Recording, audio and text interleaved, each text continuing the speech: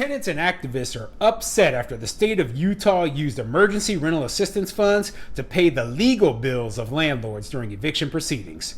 I'm Tony, and this is Real Estate Investing and Landlord News. All right, so I have an interesting story for you today, and it's coming out of the state of Utah. So, as I just mentioned, right, the state of Utah was using emergency rental assistance funds from the federal government to actually pay the legal bills for landlords who, basically had removed their tenants during these eviction proceedings. And people are not happy about that. Now, I personally believe it is 100% fair, and that part of the reason that these landlords are having so much difficulty and have legal bills is caused by, the eviction protections that were put in place and punished landlords, for, the eviction moratoriums, all that. Okay, so I do believe that, hey, this is a valid use of these funds, and I think it's ridiculous that they're fighting against it because, hey, the tenants, they got a huge handout from the government before, and now they're upset because the landlords are getting recuperated the money that they are owed from the tenant. I mean, come on. That's ridiculous, okay?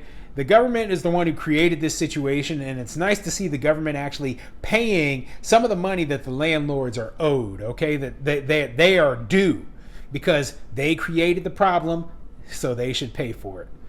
Anyway, before I get into the article, go ahead and hit the like and subscribe button.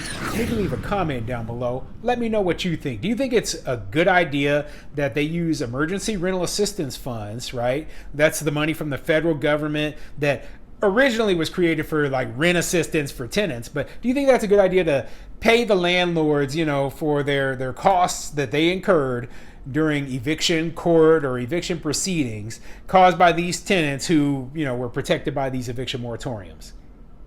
I do. Okay, I think it's a great idea. I think that, hey, the government created these situations. They should pay any fines, any, back, if they have late payments that are owed, anything that was caused by the government that the landlord owes, well, the landlord should be reimbursed for it. Okay. But anyway, let's get into this article. It's coming from SLT.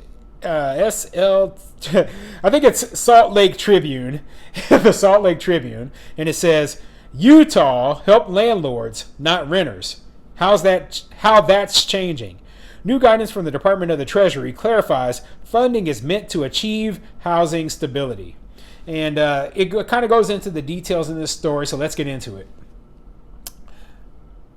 In 2021, a spokesperson for the Department of the Treasury was surprised to learn that Utah was using federal emergency rental assistance money to pay landlords legal bills for evicting renters. The majority of ERA funds help pay overdue rent, keeping people housed after they were impacted by COVID-19. States, counties, and cities also got housing stability funds to help with other relief like housing counseling. The Treasury indicated that housing stability funds provided to each assistance recipient could be used for legal costs related to evictions. The department, which administers the program, intended such legal fees were for defending against evictions, not paying landlord attorney fees for the costs of evicting renters. But that's how the funds were being used in Utah. So yeah, they initially wanted these funds to be used to fight the eviction for tenants, right? But the state of Utah kind of flipped it the other way, and we're giving those funds to the landlords, to cover their eviction fees, right? And I personally, I don't have a problem with it. Okay, I think that, hey, this eviction problem was created by the eviction moratoriums, by these rental assistance programs, by the tenant protections that were put into place, and all these landlords were paying legal fees, trying to get these tenants out of there. And guess what? They should be reimbursed for those costs. Okay, now giving this money to pay for lawyers for the tenants is stupid, because the majority of these tenants, they don't have a case. I mean, you owe rent. That is the problem. That's why you're being evicted. Unless you have the money all of a sudden, a whole bunch of lawyers being paid for you so that you can file useless motions and get extensions. All that's doing is costing the landlord more money. Okay? We need you out. We need you out of our units, and you can go find somewhere else where you can afford the rent. Okay, so yeah, it's one of those things where they once again, they're like, oh, this isn't right that the landlords actually get reimbursed the money that they had to spend. Like, yeah, well, you know what? When I take a tenant to court, right, and I have to spend thousands of dollars evicting them, pay my lawyer thousands of dollars to get you out of my unit, well, that's a loss for me. That's a loss for me on top of, whatever rent that you owe me on top of that, okay? So I would like to be reimbursed for those funds.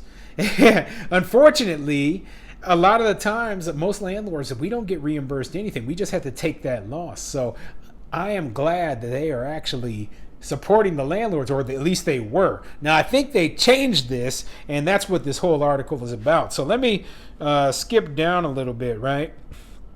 And it says, new guidance released in early May clarified the Treasury's position. Any legal fees associated with proceedings that create housing instability, e.g., fees charged by the landlord or the landlord's attorney to evict the tenant, will not be paid, the guidance reads. The guidance comes as a relief to housing advocates who hope the State Department of Workforce Services will now direct these funds to places the Treasury has already indicated are areas where money can be spent, like providing housing counseling for seniors, persons with disabilities, and other marginalized groups. I think the real issue here is that when the government started passing out all this money, they just created this whole huge entitlement attitude. So all these social services, people, I need money so that I can pay my rent. Basically, people became lazy. They became complacent. They got used to accepting this money, and it just needs to be cut off, okay? Not just for the tenants, right? The tenants are used to getting free rent, but I don't like the idea of landlords being 100% dependent upon the government to receive, the money, the money for their rent either. Okay, we need to be back to the free market economy that we were at before, where tenants who are receiving government vouchers are the bare minimum of tenants who are living in the majority of units. Okay, we don't need the government involved in our day-to-day business. That is the truth. Yes, I have Section 8 tenants, right? But they make up less than 10% of my units overall. Okay. And yes, I have received emergency rental assistance, right? But that was for one unit. And, it is what it is. Okay. I am grateful that I didn't have to evict this tenant.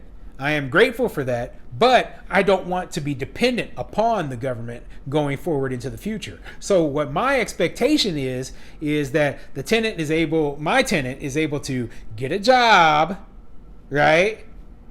Or get their income back up to where they're able to pay the rent, or they're just going to have to leave. That is what I want. I don't want, continued checks for indefinite from the government. Okay?